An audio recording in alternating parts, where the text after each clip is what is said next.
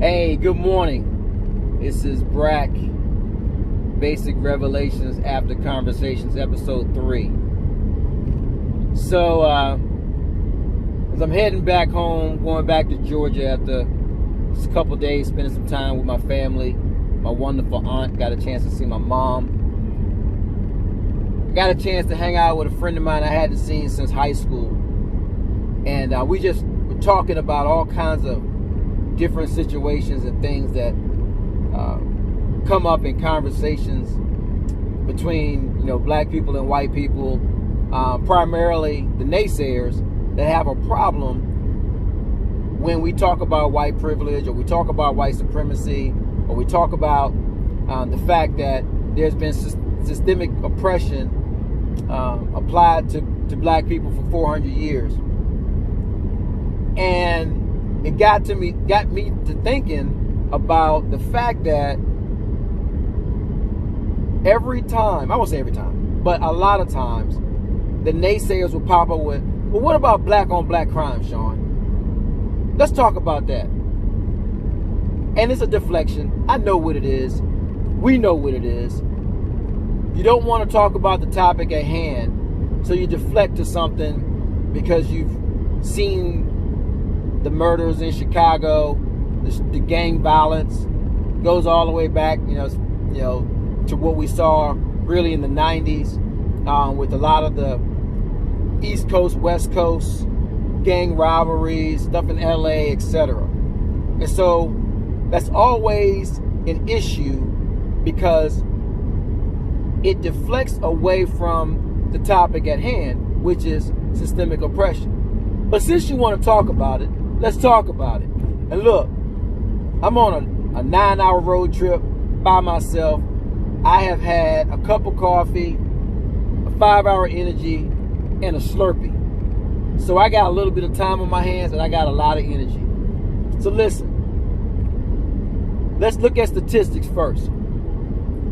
So about 90% of black on black crime, and there's about 83% of white on white crime.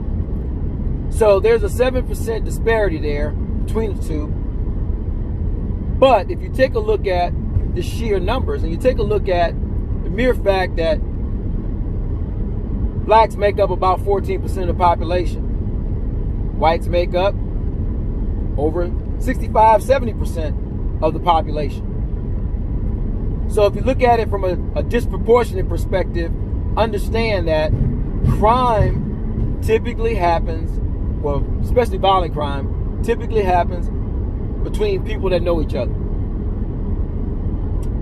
Violent crimes also, and crimes in general, typically happen amongst poor people. So if you take a look at all of that, and you look at the sheer statistics involved in this, and realize that when people are in a poor environment, they typically are in a situation where they're desperate, they're looking for a way out, they're heated, they are looking for a quick way to make some money. They are less apt to put up with a bunch of crap from somebody. So tensions are high as it already is. So you add up all that together and you have the perfect storm for some type of crime. In this particular case, we're talking about murders, black on black crime. But going back to what I said in the beginning, what about white on white crime?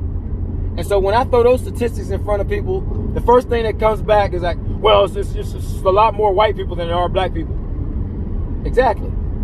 Thank you for answering your own question. There are a lot more white people than there are black people in regards to the sheer population in the United States. So when you sit there and you look at that, and you take that into consideration, take into account all the other things that I said,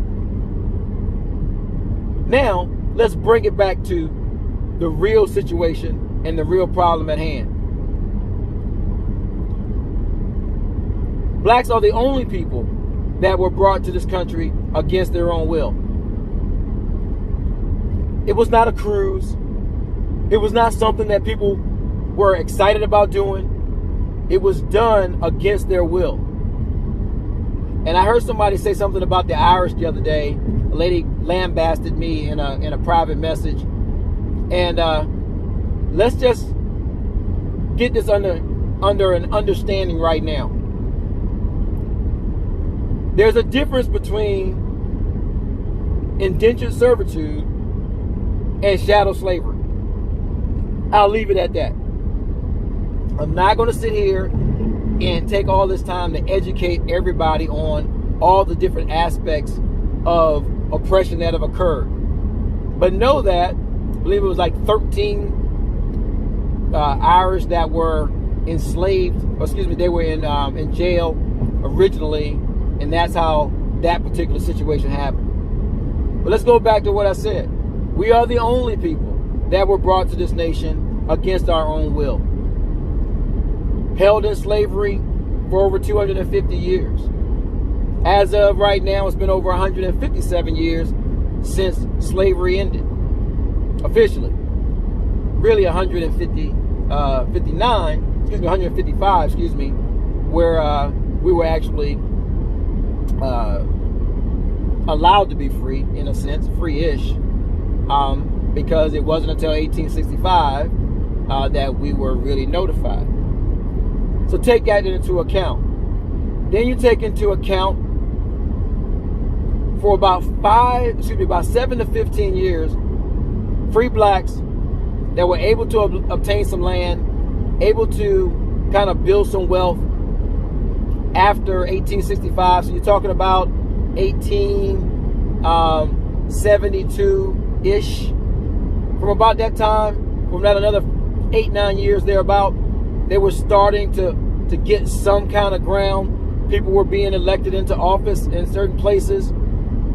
Then you get to 1921, and you've got Black Wall Street burned down, people murdered.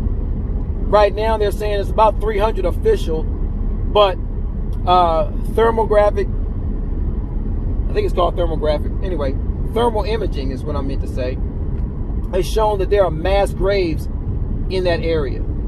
So the 300 is official, but there are really more murders that took place and more dead people that are buried in that Tulsa area that are not being accounted for. Then you take into account that there are also well over 2,000 plus more hangings than are officially accounted for as well throughout the United States, which means that you have men that were taken from their families, head of households, whereas the mother now has to take care of multiple children, try to feed them, try to clothe them, try to educate them, etc., growing up without fathers. All right, so we take that into account. Let's take a look at moving forward into full Jim Crow. Situation where blacks in this country could not eat in the same place as whites, could not work in the same place as whites, could not drink from the same water fountains as whites, could not go to the same bathrooms as whites, could not go to the same schools as whites, etc., etc., etc. Then you take into account that the school system that they did have did not provide the same level of education that white counterparts across the railroad tracks were able to attain. Take that into account. All right, so we get the Civil Rights Act. Things are supposed to get better. Move forward, a few years later, Dr. King is killed. You've got hope just abolished at that point. You've got an entire nation of blacks in this country that felt like every gain that they made at that point were taken from them. I was born 3 months after Dr. King was assassinated. So 52 years since his assassination, we are still talking about the same stuff. We're still dealing with the same thing. We're still dealing with black people getting killed. And all of a sudden, on this last one, after all the things that we're seeing, all of a sudden, people now want to start talking about what can we do about systemic oppression, systemic racism. And so I take a look at all of this, wrap it up, put it in a nice little bow for you. You take all those things that I talked about, and I didn't even talk about redlining, where you got green zones and red zones where blacks can live and whites can live. Where the whites can live, they could get loans and they could buy homes and they could actually hand down generational wealth, which comes really from the purchase of land, the purchase of homes. That's the primary way that families create generational wealth. Whereas blacks were not allowed to do so in the masses that whites were able to do so. So they rented, not able to establish any generational wealth. My family had a situation where our land, I think I talked about this before, through eminent domain, was taken from us.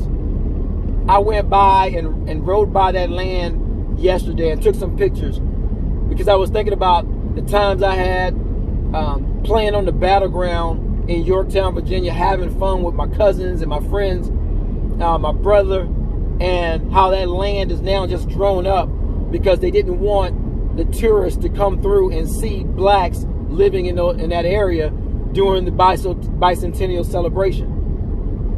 I sit back and I think about all these things that have occurred, and I don't understand why the naysayers, the white people that don't want to acknowledge the problem of systemic racism and systemic oppression that has occurred and that continues to occur in this nation. I don't understand why they have a problem with it. I don't understand why they can't acknowledge it. You can't fix anything until you acknowledge that there's a problem that needs to be fixed in the first place. And I believe that's what the issue comes down to. If they acknowledge it, then they realize that something needs to be done in order to fix it. You know, they have the 12-step program for alcoholics or drug addicts. And the first step, they say, is acknowledging that you have a problem. We can't eradicate this disease of racism until everyone acknowledges that there's a problem. Not just black people, not just the good white people, as people want to say, but everybody needs to acknowledge that this is a significant issue, and it rains down in every aspect of life. It rains down in the judicial system, healthcare, corporate America, the educational system. It happens everywhere in America, in every aspect of life. And until we acknowledge that there's a problem, nothing's going to get fixed. People are saying that, Sean, why are you so angry? I'm trying to educate. And sometimes passion comes out with a little bit of anger, but I am unapologetically black.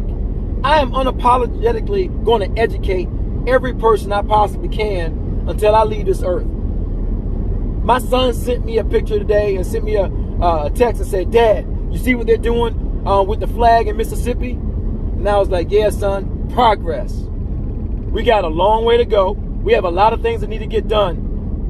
But until we acknowledge the problem first, which is white supremacy, number one, white privilege, number two, and the systemic racism that's been perpetrated against black people since officially 1619, nothing's ever going to get resolved. And we are going to continue to do exactly what we're doing right now, which is educating, which is protesting. And guess what? Unfortunately, because people don't want to listen, violence always seems to ensue. Think about it. And I had a friend of mine send me this today as well. He said, you know what, Sean, I've researched it. And not one time has there been riots broken out in the inner city, in all these places, except by the death of someone or the brutal beating of someone. And I thought about that. I was like, you know what? You're right. So you get upset about us getting violent when violence has been perpetrated against us. And then you bring up Dr. King, and you want to talk about Dr. King and how he didn't believe in violence. He believed in nonviolent protests. And that's what we're doing. But understand that along with Dr. King, there was also H. Rap Brown. There was Stokely Carmichael. There was Malcolm X. There were others that didn't believe in getting a beat down in the process. So there are multiple factions that are going to come together to get this problem resolved, and understand that if you continue to ignore the problem, you're going to continue to have these problems that you're so concerned about now. So I'm telling you, I'm telling everybody, but especially my white brethren out there, you better talk to your other white brethren and sisters out there and say they need to understand that until this problem is acknowledged and they begin working on this problem, because racism is not a problem for black people to fix because we didn't create it. Racism is a problem for white people to fix because white people have the power to fix it. Hey, this is B.R.A.C. Basic Revelations After Conversations. Have a blessed day.